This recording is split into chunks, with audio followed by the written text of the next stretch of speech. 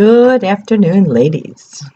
I'm going to talk a little bit today about Simcha. Am I really commanded to be happy? So, is everybody happy today? I know I am. When we, as Jews, talk about happiness or being happy, although we're using the English words, we really should be concentrating on the Hebrew word, Lashon HaKodesh, our holy language.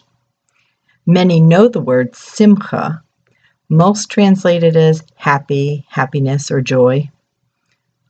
So what does Simcha mean to you? According to Rabbi Dr. Avram Tversky in his book, Simcha, it's not just happiness. One definition of Simcha is accepting what Hashem gives us, belev shelem, with a full heart. This may come as a surprise, but Simcha does not mean that we never feel pain or sadness. It simply means that we accept this pain or sadness as a gift from Hashem because He knows what's best for us. So Simcha can actually act as a vessel of sorts for all our emotions. And in the process, it opens our heart. Based on this definition, we know what Simcha is not. It's not the secular version. It's not dancing on rooftops or partying all night. It's not an extravagant vacation or shopping spree. In fact, according to Kitzur Shulchan Aruch, for drunkenness, mockery, and lightheadedness is not rejoicing, but licentiousness and foolishness. So, are we really commanded? Well, the short answer is yes. In the Shema it says, "You shall love Hashem your God with all your heart, with all your soul, and with all your resources. Let these matters that I command you today be upon your heart." According to the Mishnah in Brachas, we should strive to serve Hashem with all of our emotions. As we've just discussed, Simcha is really the embodiment of all emotions. When we accept everything as gifts from Hashem, belev shelem, with a full heart. Further, going into the month of Adar, we are told, Mishenichnas Adar Marbim, increase Simcha. Going into the month of Av, containing the saddest day of the year for us, Tisha B'Av, we are told, Mishenichnas Av Me'atim B'Simcha. We should reduce our Simcha. Notice that we are not eliminating Simcha. From this, we learn that we should always have Simcha. We vary the degrees, but it is always present within us. Okay, so why are we commanded to be b'simcha? You know, it's an emotion, right? How can we be commanded? So first, we have to understand what our purpose is. And for every one of us, our purpose is to know and grow close to Hashem. We do this through refining our neshamot. This looks different for each person. For some, it's through doing acts of kindness. For some, it might be working for the shul or community or even our families. But still others, it could be learning Torah. It really does look different for each and every person. But for each and every one of us, we do grow closer to Hashem through prayer. Second, it's to be a light unto the nations, to learn and to share Torah. So not only do we have an obligation for ourselves to grow close to Hashem, but we have an obligation to disseminate His Torah to others and make sure that they are also growing close. So with these two goals in mind, it is easy to see how Simcha is the essential ingredient. Without Simcha, we would be closed off to both Hashem and to others, we wouldn't be able to work toward either goal. With Simcha, our minds become clear, and working toward our goals of growing close to Hashem and being His light in this world become easily achievable. So, a few tools to get there.